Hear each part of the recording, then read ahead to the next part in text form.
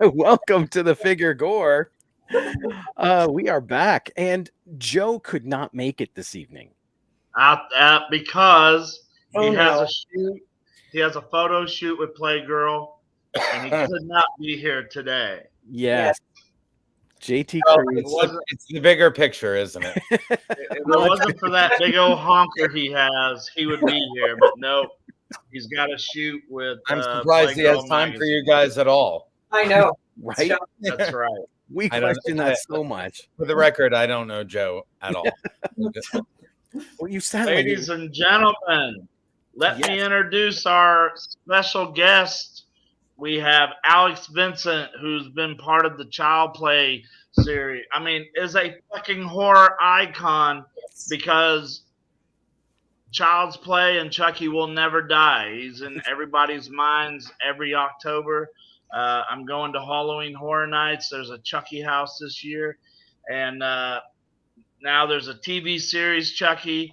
And Alex Vincent, our guest, has been a part of all of that. And we, want to tell you how much we appreciate having you on the show. Well, thank you, dude. Fucking Pondo. That's right. You and I have gone back quite a while. We have. I did a show. Rob and Jamie doesn't know. I did a show one time called No Child's Play. We brought Alex in. No more Child's Play in West Virginia. No more Child's Play. No more. See, I don't even know what the fuck I'm talking about. Tell him, Alex. I don't even remember. Pondo, it's in the top 3 most interesting appearances I've ever done in my life.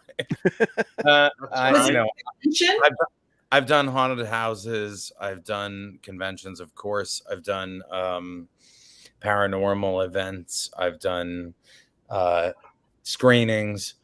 But going to a independent wrestling show in Virginia called No More Child's Play. That was a very memorable experience. And listen, I grew up watching wrestling, of course. I'm an 80s kid. It was the coolest thing in the world. And the idea of like doing something at the end of our event in the ring was so appealing to me. And so I went in there and I took 3 back bumps and I said, fuck this. I don't do this at all. I hit my head 3 times in a row. Oh, no. And I was like, can I be a manager or some shit? Can I steal the belt from someone at the last moment and run in the background like a little bitch? But yeah, the guys you had out there were very, very tough. And it's one of the only, like, when I was a kid, we'd make wrestling rings and we'd shoot, us wrestling each other. But like, that was one of only maybe 2 or 3 times my whole life that I've been in an I gotta know, what was your wrestling name? I didn't have a name. We were a bunch of posers. We were who was popular at the time. But no wrestling name for the matches you guys. You know what? No reference. You know what? I think we did have that. I think we were plotted out full episodes that we recorded on VHS that nobody would ever see. But I don't remember. We had some tag teams. We had fun with it. I actually built a ring in my backyard with posts and ropes, but no mat, just the lawn. No, our options were limited. But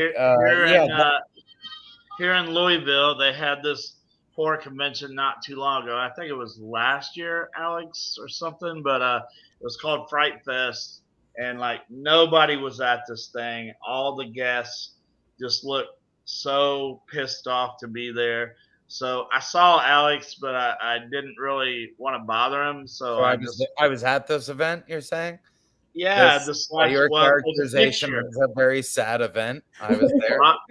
Rob has it. Rob has the picture. I walked past him, and next thing I know, Alex says, "Hey, Pondo." I was like, "Oh fuck, I didn't know." Not that one. The other one. Pondo, that was way more than many years ago. Okay, yeah, this one. That looks more like me closer to my 40s. It's a little chubbier and a little more defeated. Well, we Oh. have some people that are diehard fans, and I got to get this out real quick. Pam is one of our diehard fans. She said, "Hey everyone, Alex, thanks for coming on the show. It's good to see you on the Figure Gore. Now you will never leave." Mwahaha. But then she also commented, I'm gonna leave in about 25 minutes. Yeah. She said his wrestling name was Chuck. Oh, that's appropriate. My wrestling name was Chuck. Yeah, James is here too. Hey James. it wasn't. At that age, that was around 10 to like 12. And to be Just so perfectly you know, honest, me and Pam has a little thing going. Little thing going. He's engaged to someone else. Don't roll your eyes, Jamie. You know it's true. Alex, who was your favorite wrestler when you were watching wrestling growing up? my mother was a hairdresser, so for a while it was Brutus the Barber Beefcake, actually. Oh wow. Okay. But in retrospect, my real favorites were probably Ultimate Warrior was a favorite. Jake the Snake Roberts was a favorite. I'm a Jake guy. I still to this day contest that he was the best actor in the history of wrestling. Yeah, definitely. And I told him that in person, which was a real treat. And he was very appreciative. And Sting. Sting was absolutely my favorite. I went and saw so many like WCW Ric Flair versus Sting events in the late 80s and early 90s. I met him when he was the Stinger. And, you know, people ask me all the time, what's your favorite horror movie? What's your favorite movie? If I really had to choose one, which I don't like to do, but if I had to choose one, I would say The Crow. So when Sting came back, oh my God, that's the Sting mask for The Crow. That's not even a funny coincidence. You were right on. You paid $10 for this. So when Sting came back as The Crow, I was older and hadn't watched wrestling for years. I actually skipped the whole like Attitude Era, but like when Sting came back as the Crow in the rafters haunting the NWA, like NWO, excuse me. Yeah.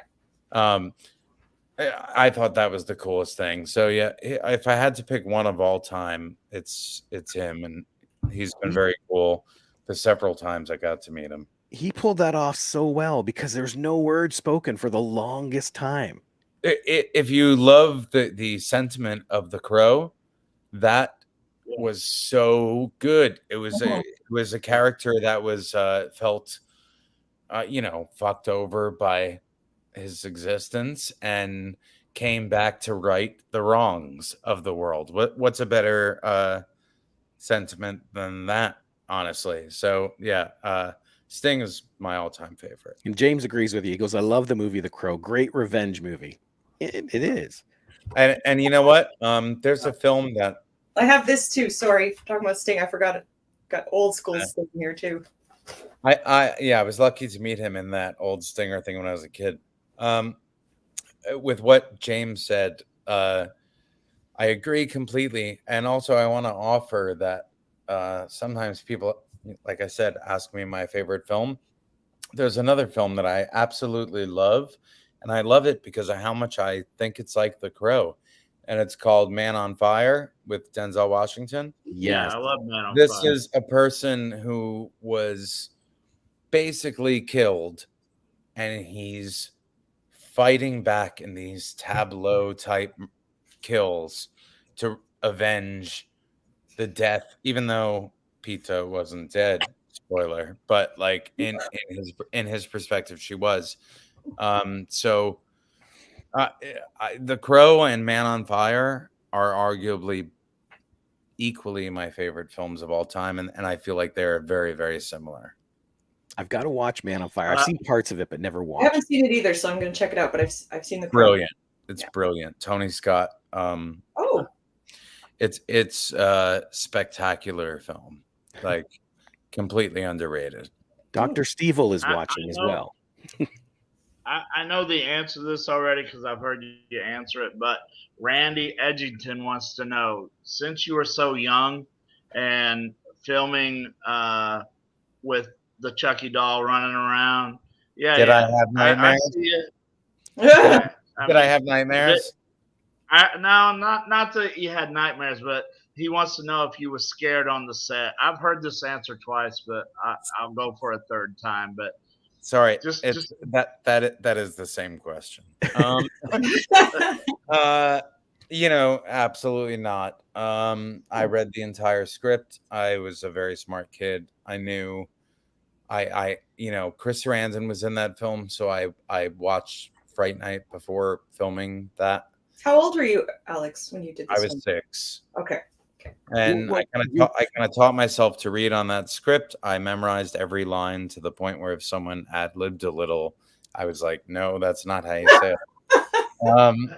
So no, I understood. It sounds almost hard to believe, but at that age, I understood that my goal, what I was hired to do, was to be convincing that this is really scary. Mhm. And that made all of it not scary at all. Oh. That level of understanding. I'm more scared of Chucky in 2023 than I was. So let's jump back a little bit where you said you were 6 and you were watching Fright Night. I was. You had those same parents. The first horror film I ever saw. It's the first pair of boobs I ever saw on film. Which in Fright Night? Whose boobs did you see in Fright Night? I'm ashamed of you that you don't remember the scene. It was very impactful to me. Charlie is spying on his neighbor, and the topless girl is there. Oh yeah. I was thinking the chick from Married with Children. No, she doesn't show her boobs on that. Dr. Steve boobies. Yep. She shows a very scary smile. Yes. But no, I was not scared in the least making the film. I understood it, and they also, were cautious to limit the goriest of things. But I was very young, but I have a memory of feeling like defiant, like, no, I can see it all. Stop guarding this from me. What do you think I am, a child? You're 6 years old. Yeah. So then, roughly, how old were you when you finally got to see Child's Play? Yeah. 6.5, whenever the movie came out. Oh, you did watch it. Okay. Yeah. So you got to watch it. I did, of course. We my grandfather rented out a theater in Paramus, New Jersey, and my whole family came, and I was and friends, and I was in a tuxedo. And I watched the whole film with them. Yeah, I was never guarded from Chucky for good or bad in my life. Do you remember what you thought the first time? Whoops. Who's calling you? I don't know. I don't have any friends. That's me. Do you remember the first time you saw the Chucky figure? What did you think? No, I don't. Okay. I don't remember the first time. I remember thinking that the puppeteers were incredibly cool. Their work was incredibly cool. I would ask to try to, control the doll any way that I could. No, I very much knew not only the intent of the film and scaring people, but that this doll was, you guys didn't see it, but we saw the 7 not to 9 puppeteers that were operating this doll. Right. There was a hole underneath the set.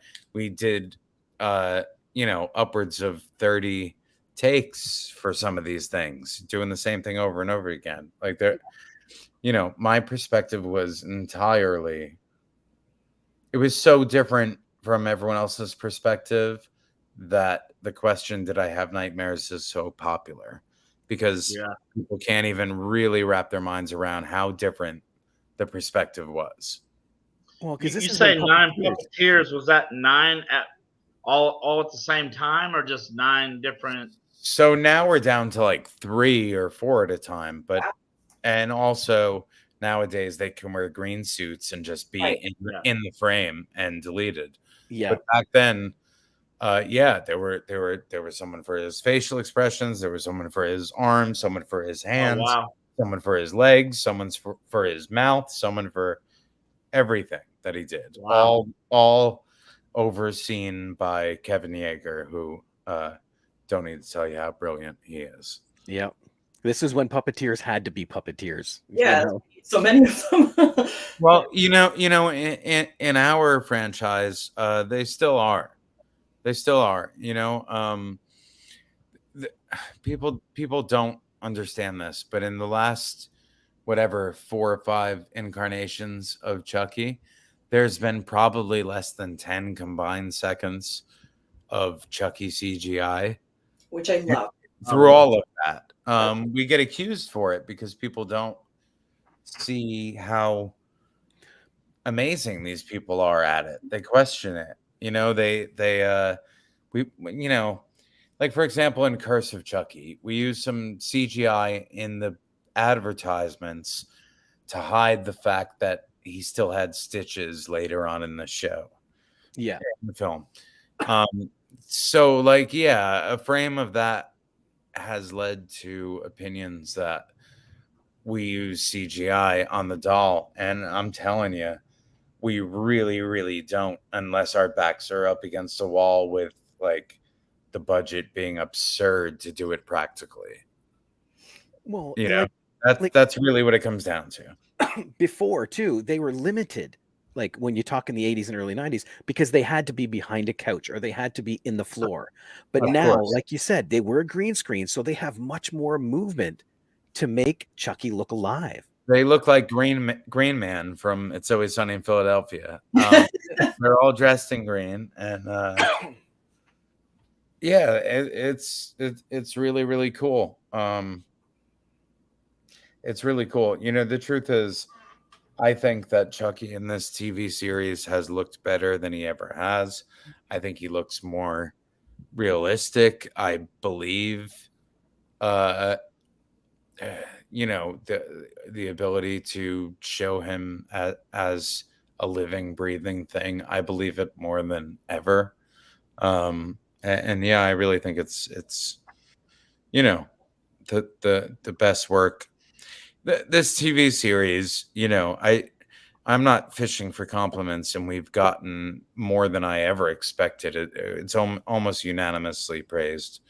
But as someone who's been with it since I was 6 years old, I am blown away by not only the extensive content. I mean, to get 8 hours or with commercials 7 hours a year compared to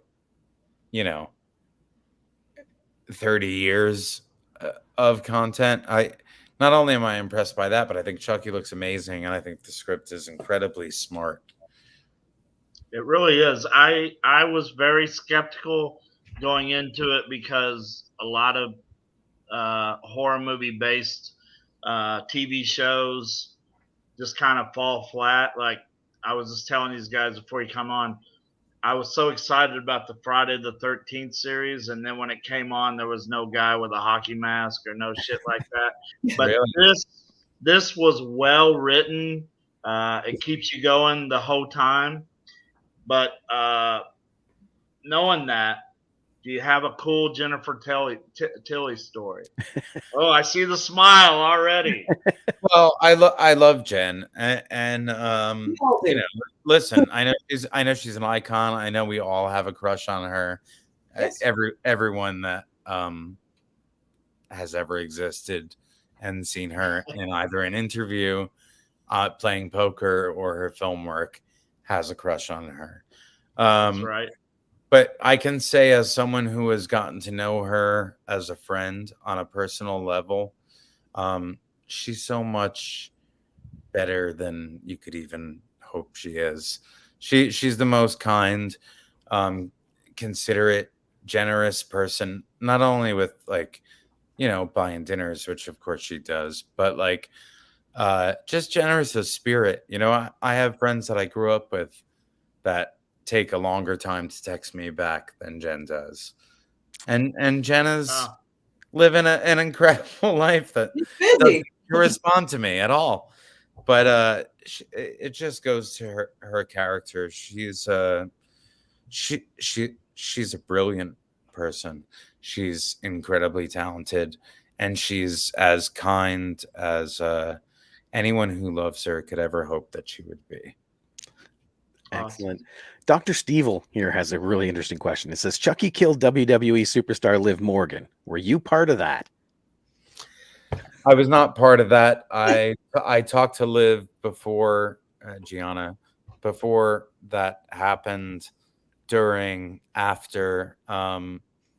What touched me about that was the, you know, I'm sure Liv has lived a blessed life in many ways, but like, how often does a dream come true? You know, so when I knew that that was happening for her, I was particularly touched, and that's why I messaged her frequently about the experience, because I know how awesome that must have been. So no, I didn't have a part of it at all. I found out about it as it was already in the works. I didn't meet or ever talk to her, or very honestly, ever even see her work in WWE until I heard about her involvement. But yeah, she's been nothing short of incredibly humble and appreciative, and you know, not the slightest bit of superstardom, which she could very well pull, because she is. None of that. Just all a very humble appreciation that, yeah, I thought was awesome. So Perfect. And I know you're not fishing for compliments on Chucky, but these guys have some. From Inside the Bunker said, we were lucky to be able to meet Alex during the horror convention circuit last year. Great guy. Love the fact that the TV series continues the mythology from the movies and the story. well, thank you. That Listen, can get lost. listen. I've been doing these appearances since like 2003, and I came into that experience honestly, very honestly, with 10 years of a bit of like resentment to the whole thing, and kind of feeling like I was sick of talking about it, and I appreciated the work that I did, but I downplayed it constantly to myself and to others. And then I started doing conventions, and it really taught me to embrace the fact that it's touched people in some way. Anyone who knows me knows that I am very, very willing to be a huge fan and supportive, excessively supportive of the things that mean something to me. So doing these conventions over all these years, not only have they helped fill me with some confidence in my life that I think is very helpful to me, but it's given me a chance to really appreciate the impact that it's had on so many people. So I thank you for those kind words. But you know, I don't want to say I owe it to you. I owe it to myself to be happy first and foremost. But I get a lot of joy and confidence and comfort in myself over the fact that I have an opportunity to be really, really kind to all of those people that this thing has impacted. Back in the day, James even says, circling real quick, the fans appreciate the work you do, Alex. Thank you. Back in the day when we first started talking, I remember you being so excited about going and just watching Nine Inch Nails in concert.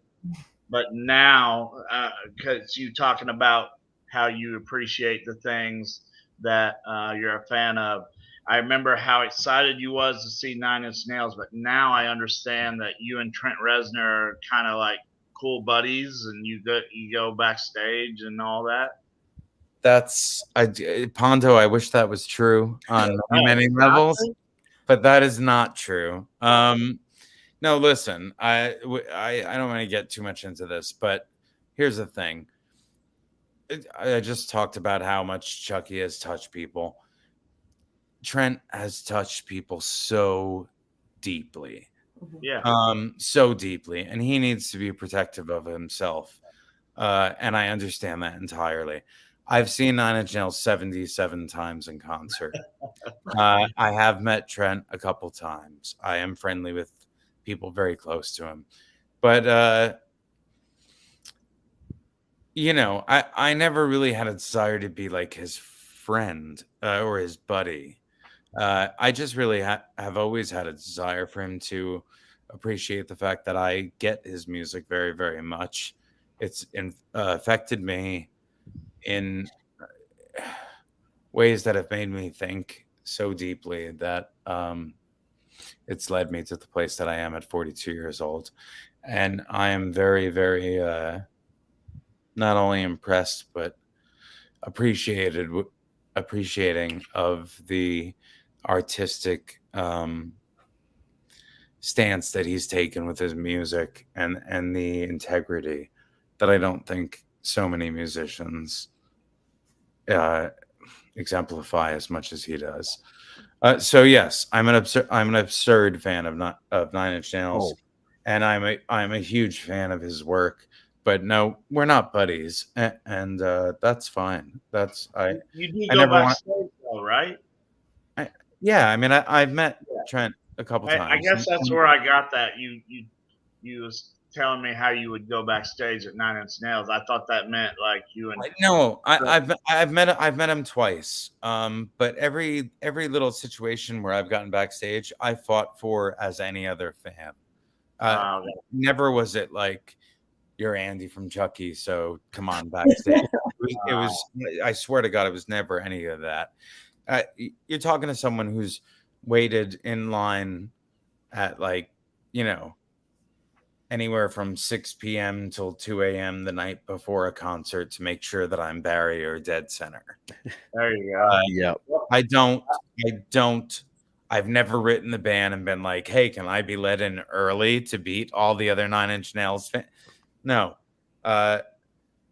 No, I don't take that approach to it. I love our Nine Inch Nails family. I'm very well known among the top 250 Nine Inch Nails fans in the world, and we all love each other. I mean, we all relate. So no, that I'm very, very proud of the work that I've done to get all of the Nine Inch Nails experiences that I've had.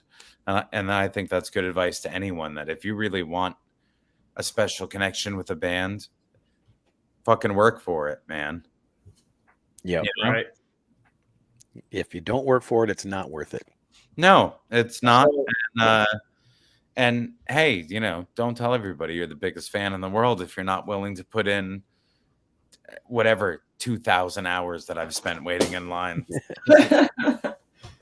So something else I saw, and then I'll get off the subject of that, but I saw a picture of you and Michael C. Hall. Yes. So how did that come about? So listen, he's another person that I have admired very, very deeply for a long time. I mean, since 6 Feet Under. Dexter is one of my favorite shows of all time. I've read all the books. I love the characters so much. And then this fucking dude comes out with an incredibly awesome band. There's 3 of you here. I don't know if any of you have listened to Princess Goes to the Butterfly Museum.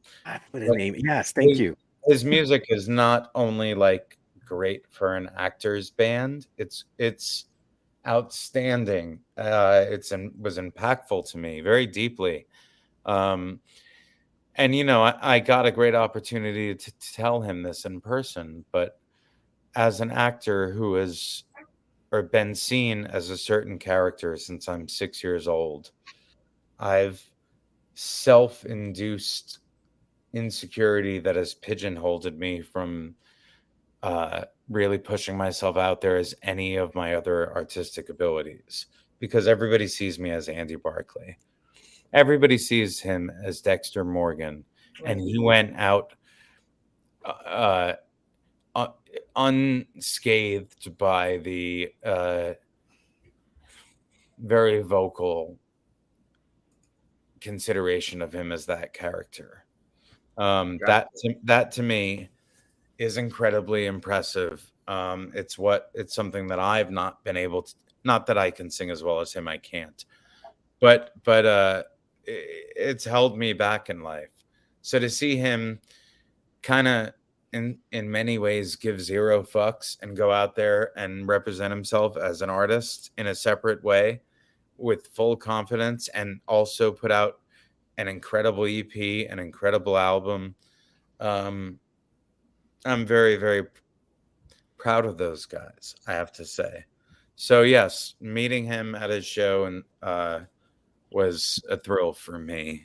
And luckily I overcame any fanboy-ish to say the things that I thought he deserved to hear from someone who could relate, because honestly, like, Dexter is a traumatized character that is haunted by a monster of sorts, and I feel like Andy is very similar. No, Yeah. I can see that. I can see that. Absolutely. Well, thank you. So, my buddy Duke, and this might be the last question, but and it's kind of cool that he asked this. Did you see Megan, and what did you think about Megan? Like, did you see any similarities to the Child's Play and Megan? To be perfectly honest with you guys, I did watch it, but it was one of those, like, you're kind of distracted and you didn't really follow the whole thing. Like, you're kind of like, oh, that seems cool, but you don't really know why, or you know. Yeah. So no, I didn't watch it closely enough to really form much of an opinion. The scenes were cool. The aesthetics of the doll are super cool. Never felt any kind of like this is a rip-off thing, or like I didn't feel that at all. I think it's a very different thing. Of course, fans will make the comparison, but yeah, it seemed like a very different thing. There literally is no comparison, because there is not a disembodied soul in Megan. You know, Right. that's the core of Chucky. It's machines gone wrong, which is more Matrix than Chucky. Right? Exactly. Yeah, I gotcha. Real quick, Ardala put in here, you're more than Andy, and your fans will support you no matter what. You're human, and above everything, you should do things that make you happy. It's a very, very kind thing to say. Which kind of. So Alex, do you have anything you got coming up? You want anything you want to promote?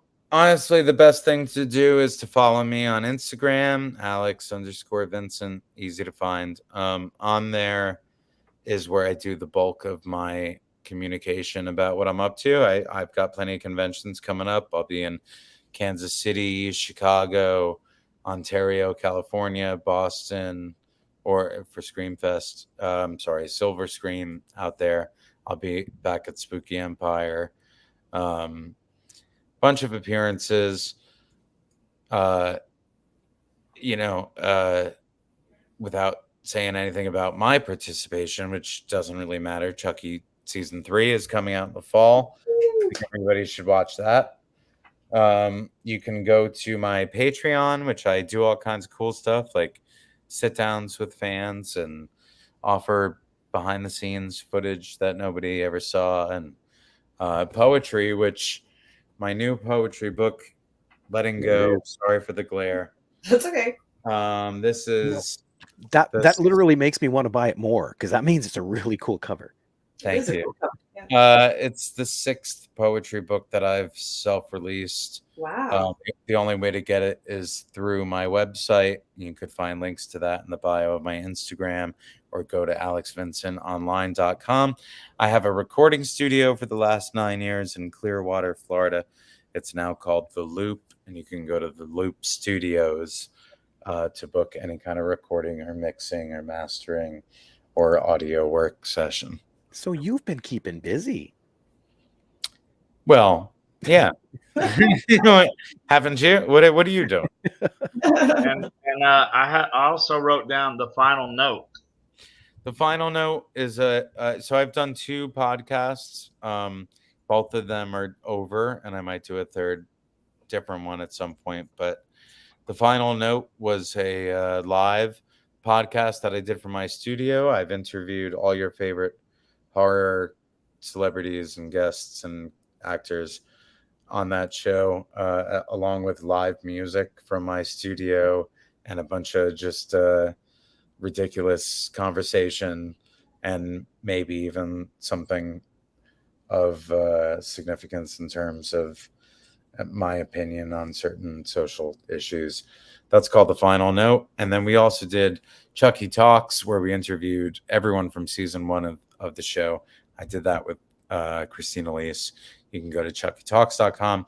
You can look that up on YouTube. And The Final Note by me, Alex Vincent, the way you search it, you'll find it. And that's on YouTube and Spotify. Excellent. Awesome, man. Hey, man, we appreciate you so much for coming on the show. This has been awesome, and I'm pretty sure that Jamie and Rob and all the fans, you answered everything just as honest as you could, and we appreciate you being on, man.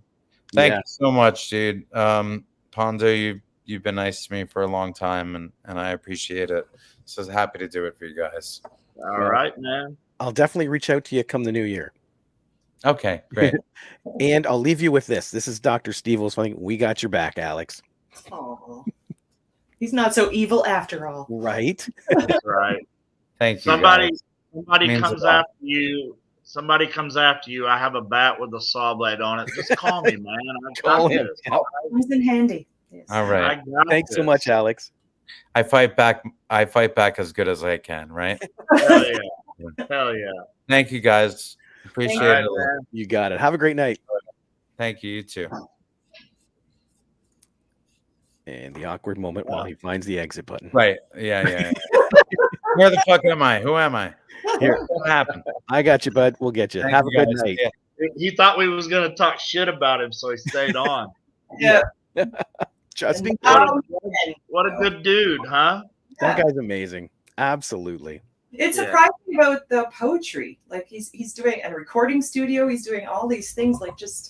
And he's in a very popular TV series. So that's it.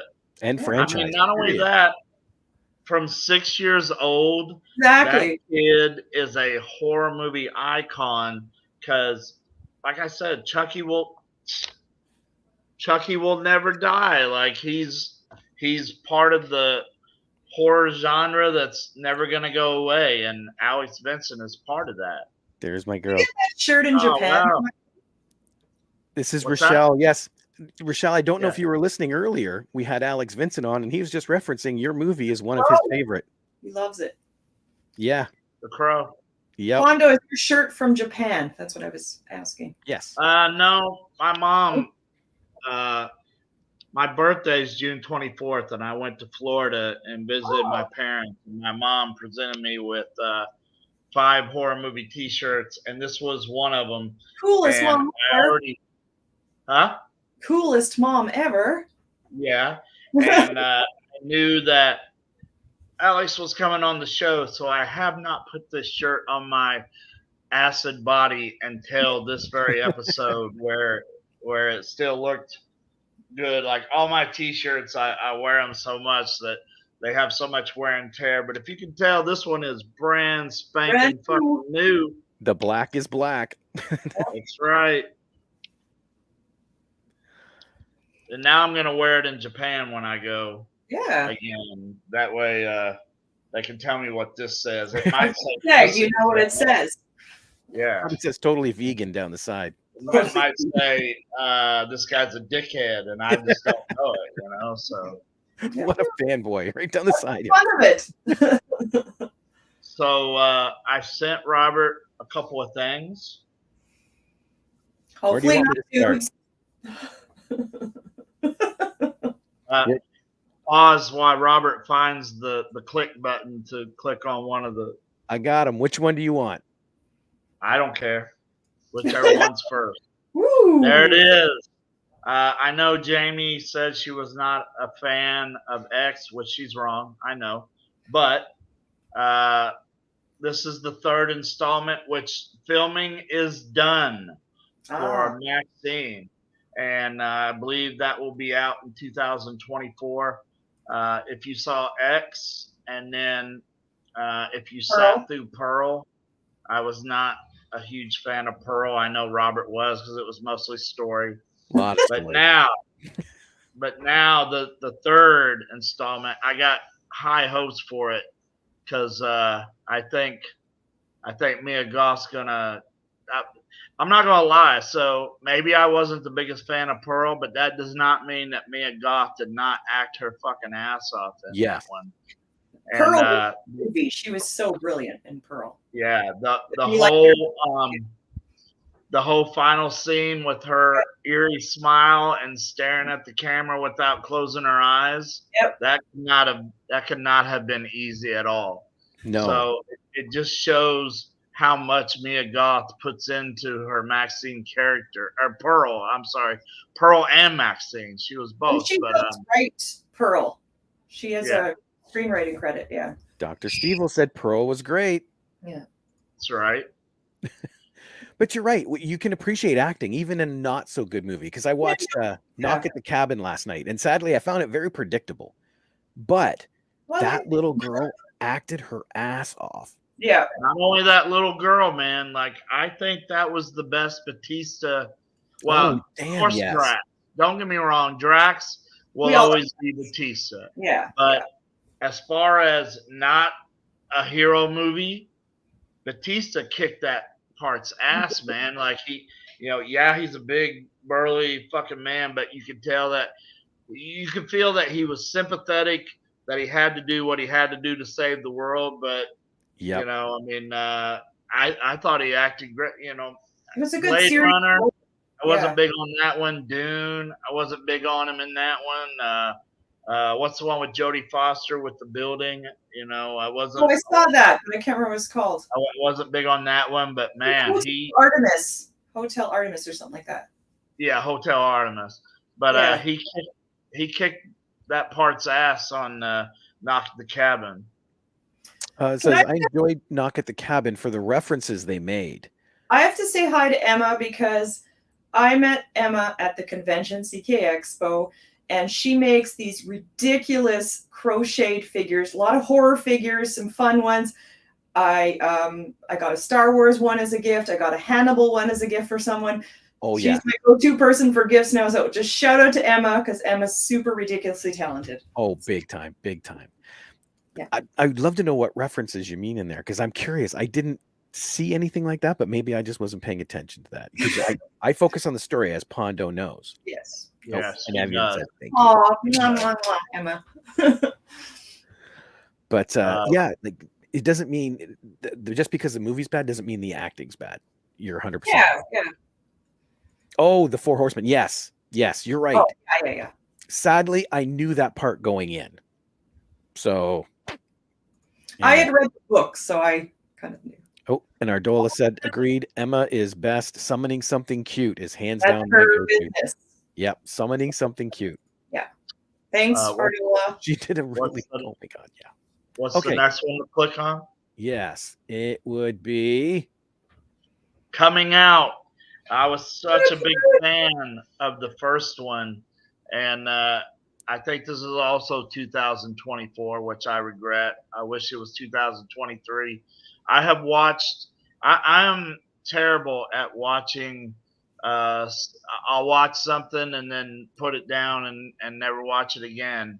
But I have watched the Wednesday series twice, so I am very excited about Wednesday season 2. And it looks like it has all the original characters. I've seen interviews and little clips from all the old characters from season 1. So be looking out for Wednesday season 2. Absolutely.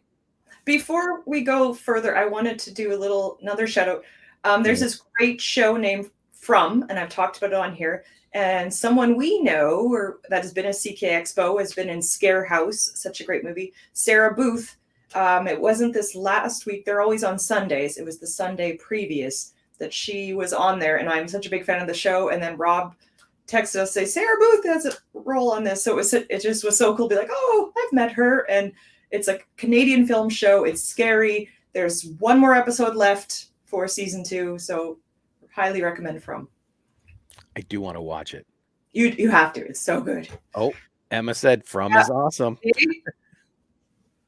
Emma knows that's good taste. Okay, next one. You ready, Pondo? I'm ready. How about this one? Ooh. Went and watched The Boogeyman. We talked about this, how bad I hate jump scare movies. Yeah. Mhm. But this one was, yes, it did have some jump scares, but I didn't hate this movie. I thought it was pretty good. I don't want to spoil nothing. I don't think I am. I think even the trailer shows something, but the Boogeyman himself was really cool looking. Cool. The actors all did a really good job. I think it only lasts about an hour and 45. Therefore, it doesn't oversaturate the story of what's going on. So, yeah, check out The Boogeyman. Tell me if I'm right or wrong, but I thought The Boogeyman was pretty fucking good. And you guys know how I am about jump scare movies, but Yeah. that's what this is. But it was a good one. It was a good jump scare. I love the tagline right across the top. It's not real. It's not real. It's not real. It's like, that's perfect. And that's what you'd be saying. That's what you'd be saying if you was a child in bed. Yep. Staring at your closet like it's not real. It's not real. It's not real. Dude, I have done that when I was young. You know, the trees shadow in a certain way, you know, and it's like, yeah, I've done that. You guys remember the Disney version of The Boogeyman and Bride of Boogedy? Did you guys see those? I remember watching that in Canada every Sunday. They had Sorry, Jamie, I'm an adult.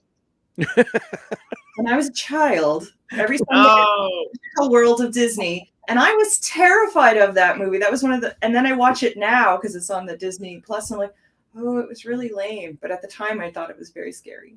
Back in the day, you could say that. Oh, I don't watch Disney because I'm an adult.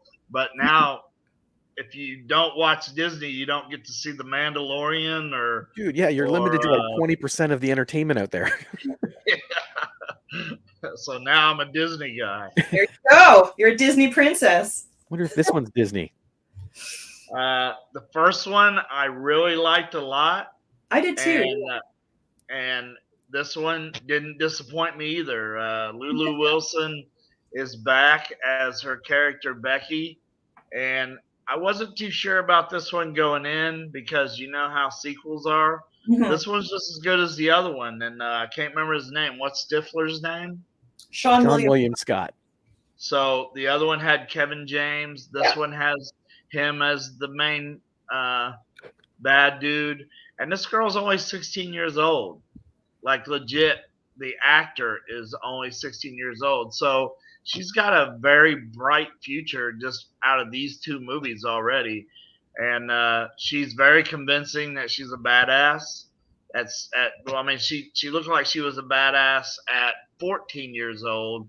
And now she looks like an even bigger badass at 16 years old. I am looking forward. I hope they keep this Becky series going and she just keeps killing evil people. And she's got a crossbow. Yeah, this one she has a crossbow. That's so cool. Okay, I might have to watch this. I haven't watched Becky. Did you see the first one, Rob? No. Oh, you got to watch it, Rob. It's good. So good. Yeah. I'm going to watch it right after I watch The Greasy Strangler. No, skip The Greasy Strangler. No, don't skip The Greasy Strangler. Jamie is lying to you. Listen, if you love Becky was my go-to movie. Why? Well, she spends a lot of time crocheting. Yeah. But yeah. What was the first one called, Steve? It was called Becky. Becky. Yeah. It's Becky. That's why this is Wrath of Becky. Becky. Kind of like, the first Star Trek movie was called Khan. And then the second one was called The Wrath of Khan. Really? Right? The first Star Trek movie was called Khan? No, I'm totally bullshitting there. It just it helped my story. You had me going. I knew it wasn't. What's a Star Wars fan like you doing talking about Star Trek on this motherfucker right? Anyway? That should have been a clue right there, Pondo. Hell yeah. This one I just watched again last night. I haven't was- heard this one. Okay, so it's a parody, kind of a parody movie. Okay. I mean, you can tell by all the characters. You can look at all the characters, and the tagline is "We can't all die first."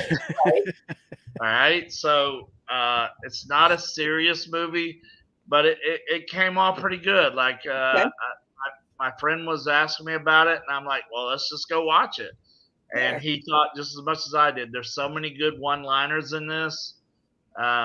It started off with two of the characters from Saturday Night Live, and they're not in the movie after that. It's all these guys right here. But if you like comedy horror, this one came off pretty good. I love comedy horror if it's done right. Yeah, there's a fine line. It can be really bad or just perfect. So let me ask you something. Since you said that, did you guys ever see the movie Saturday the 14th? I have not, but I know what it is. Way back. Yeah, I hated that movie. Everybody was like, "Oh, that was so funny," and no, I thought that was the dumbest shit ever. Something winning endorsement. I got one poster left here, Pondo. All right. All right. Let me go on about this piece of horse shit right here. This is not a comedy horror. Hey, but you know what? I do have a compliment about Hereditary. You ready? What? Yes. Yeah. It's so much better than Skinamarink. There we go. Skinamarink, what a piece of shit. I didn't watch Skinamarink, but I watched Pondo's version. Yeah, my version was 19 minutes of the movie Skinamarink, 19 seconds of the movie Skinamarink, and there was another one called Envy's Men. Never heard of that one. No. We kept saying Envy's Men, but no, it's ENYS, Envy's Men. Okay. Same fucking art movie horse shit. So terrible to sit through. I'm pretty sure I had another, but how about that? I have a compliment about Hereditary. All the I never thought I'd see the day. I'm shocked. I am. But it just shows you how bad Skinamarink is when I show him a picture of Hereditary and he still insults Skinamarink. So terrible. I didn't bother watching because Pondo was like, "Don't, just don't." I mean, me and you and Robert sometimes do have different opinions on movies. There is no way your opinion is going to be, "Oh, that Skinamarink was a masterpiece." It is a piece of turd. It is the worst shit. There have been 2 movies in existence that I've ever not completed. Which ones? Birdemic. Oh, even I finished that. What was it called? Birdemic. I don't even know what that is. Oh, it's so bad. Birdemic 3 is coming out. Okay. I didn't see part 2. But part 2 has zombies. Let's just throw that out there. But Birdemic, I got halfway through. Cam's making me watch it, and I got halfway through. I said, "No, I'm done," and I shut it off. And this was another... Cam told me how much he loves that movie when I met him, so that's so yep. Funny. It's horrible effects, low budget, just bad. It's about these attacking birds, but the birds are not real, and they're not very good effects of what the birds are. Gotcha. Yeah. What was the other one, Robert? What was the other one you didn't finish? Skinamarink. Oh, gotcha. Did you try that one? You tried watching it, Rob? Oh, yeah. Oh, okay. I didn't know that. You can't make it through this. I paid a ticket. That's why I sat through the damn thing. And that way I could talk. I sat through it so I could talk more shit about it. And he made his own 19-second version. Yeah. And got kicked off of Facebook because not kicked off, but banned.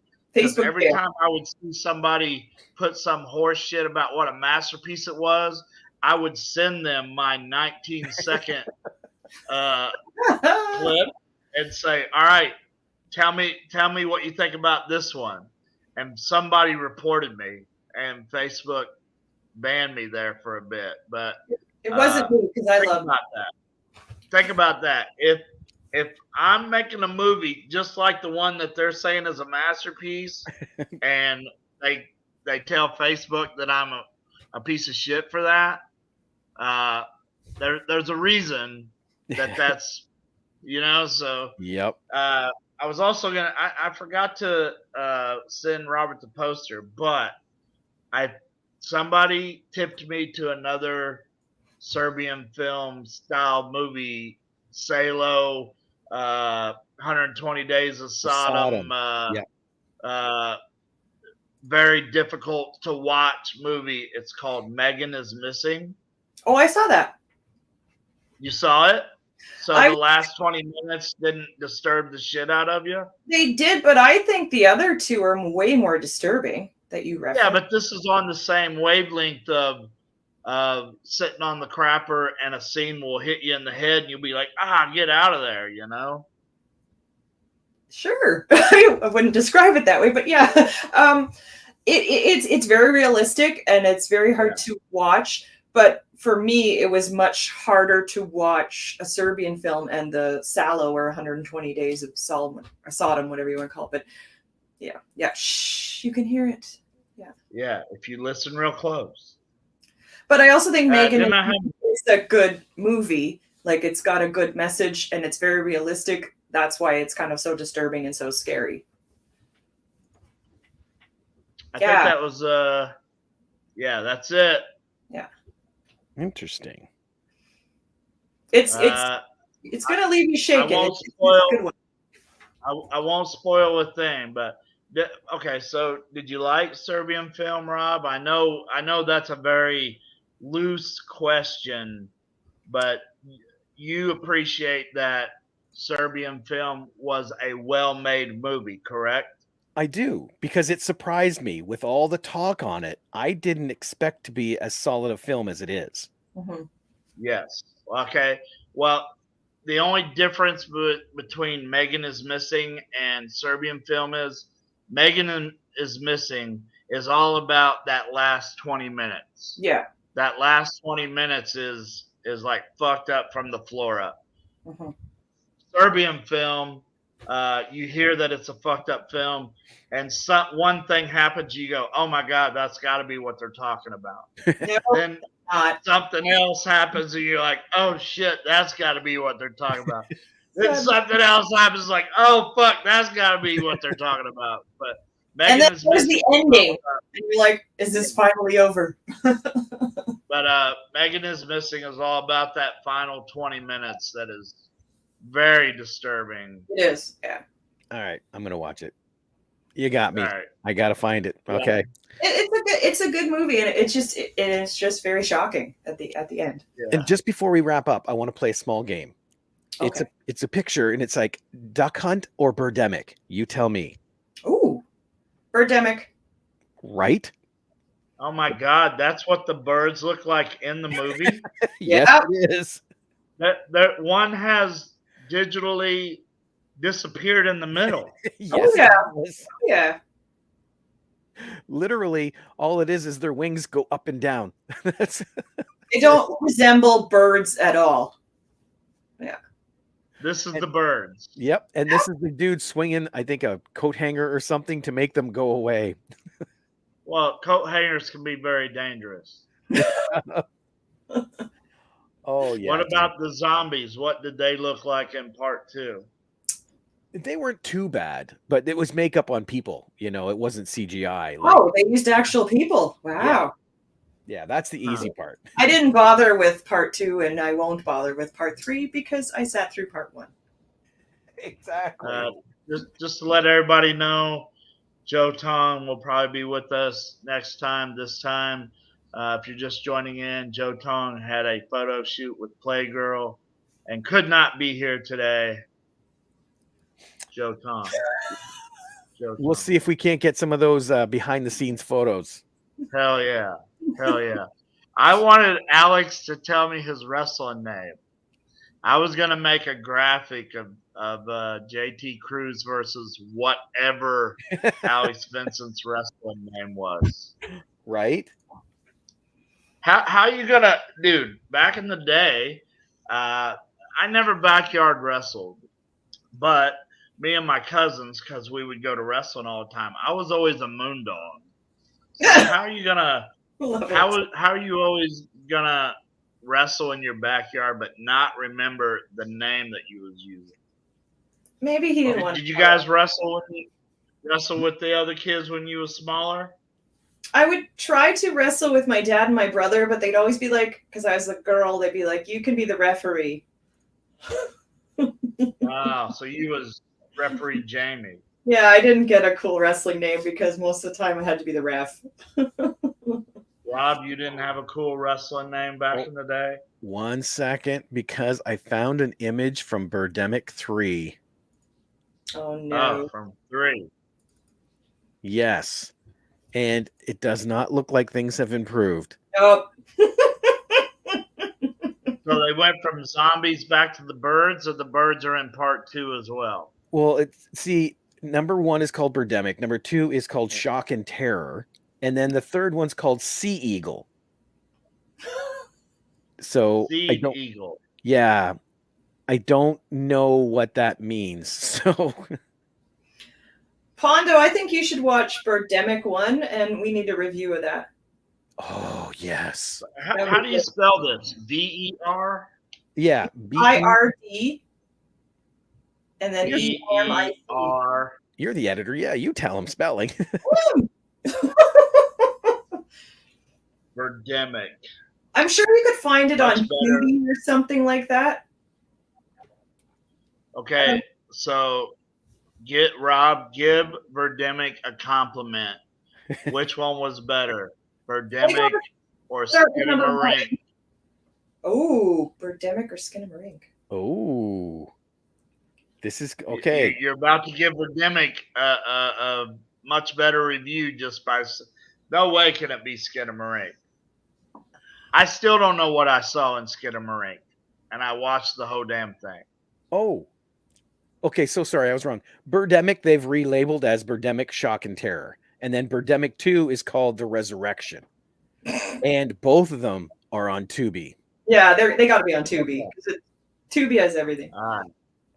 I will sit through this terrible hunk of shit that you guys have challenged me to That's for the Greasy Strangler. Hey. You got to admit, since you've watched Greasy Strangler, Jamie, have you not made a bunch of references from it? Yeah, but it still. Don't lie now. Have you made any of old man penis in that movie? All right. Have you made any Birdemic references? Only to Cam. No. I mean, even he's got a point. Even Shark Exorcist. You and Marty run around talking about, bitch, I got church, you know. I mean, so Greasy Strangler, Shark Exorcist, not so bad. Classics. Hit 'em a ring, Birdemic, total horse shit. But I don't think we're gonna have fun with Birdemic. I don't think there's as much. Oh yeah. All right. I you know what? I will get on it tonight. I will. Oh, I'm sorry. How long does this fucking masterpiece last? Oh, it feels like days. Yeah, she's right. It feels like days. It feels it's like the never-ending story with birds. Let's see here. For 1 hour and 33 minutes. But it feels like 7. I can do that. I've sat through worse for 1 hour and 33. I had a vasectomy that lasted that long. So do you know what's weird? I just realized this will be worse. I shut off Birdemic, but I watched all of Birdemic too. Oh. Ardola says Shark Exorcist. Nope, no thank you. Oh, it's fun. Well, you got to watch our episode on it. You have to. Yeah. You know what? I need to check, but I remember, Jamie, didn't you send me a poster for Shark Exorcist 2 coming out or being made? Somebody, one of you guys did send me the thing for. Let's find out here. I sent for the Cocaine Raccoon movie. Oh, maybe that was it. And now they have Meth Shark. Meth Shark. Marty or Pondo's review of Shark Exorcist was so intriguing that Marty watched Shark Exorcist. And my husband doesn't like horror movies, and I have not seen Shark Exorcist. So, Well, if you go into the frame of mind that Pondo did a review of your movie, anything can be good, except Skinamarink. and Birdemic. I don't know yet. I don't know yet. I can't say that. Shark. There it is. Shark Oh. Exorcist 2. It does exist. Does it have a release date? Let me see here. Oh, look, it's the nun that was only in 2 scenes. He's now on the poster. Let's see here. Shark Exorcist 2. It's in pre-production. You know there'll be a review of that. Oh yeah. Yeah. I got to do a review of Shark course you Exorcist 2. Oh, there's a character in here. Her name. That's why you guys started liking me so much, because I did a review of Shark Exorcist 2. Because you watched it, so we didn't have to. There is an actress named Tina Vasile, and she plays a reporter. I wonder if it's the same one. Yeah, the one that wouldn't even. Yep, that one. Gotta be her. So what happened to the? Hey, bitch, the camera's over here. The first thing you learn over here, please. To look at the camera. One of the scenes was behind her back. Remember that? Like, what the fuck is going on here? Yes. Classic. Let me see. Ardola says, I need a horror buddy that I can scream into their shoulder. Oh, you won't need it for this. Okay. I was playing Raft and I was screaming every time the shark destroyed my raft. Okay, maybe you do. Sorry. Take that back. Shark Exorcist and Santa Jaws are not super scary, just funny. If you scream during Shark Exorcist, it'll be you telling who's ever nearest to the TV, shut that shit off! Now! Or what was it called? Santa Shark? No. Santa Jaws. No, Santa Santa Jaws. Jaws. That's it. Another classic. The stupid Santa hat on the fin. So great. Tubi is just the gift that keeps on giving. Exactly. That's right. I love Tubi. So do I. My favorite that I watched at Christmas time was this. It was a killer Christmas tree one. And it was actually really well made, except for the Christmas tree was kind of shit. But the actors gave it their all, and it's not a very long movie, but it was hysterical. Oh, that's awesome. All right. Didn't I give you guys a project to watch for this episode? I can't remember what I told you guys to watch. But anyway, we'll do it next time because we're already way over time. We obviously did. Yeah, you guys don't pay attention to me for shit. I get it. But tell us to watch. I don't recall. Yeah. I don't remember. I'll have to go back and watch the last episode so I can remember what I told you. Okay. But as always, reach out to your friends and families. Make sure they know they're appreciated. Don't let anybody sit around having hard times wishing somebody would reach out. Be the one that reaches out. Good words. Oh, see you, everybody. I'm sorry. Was you guys waiting on me to click on something? No. I just wanted to make sure I didn't cut you off. Yeah, we were listening. No. Have a great night, everybody. Bye, everybody.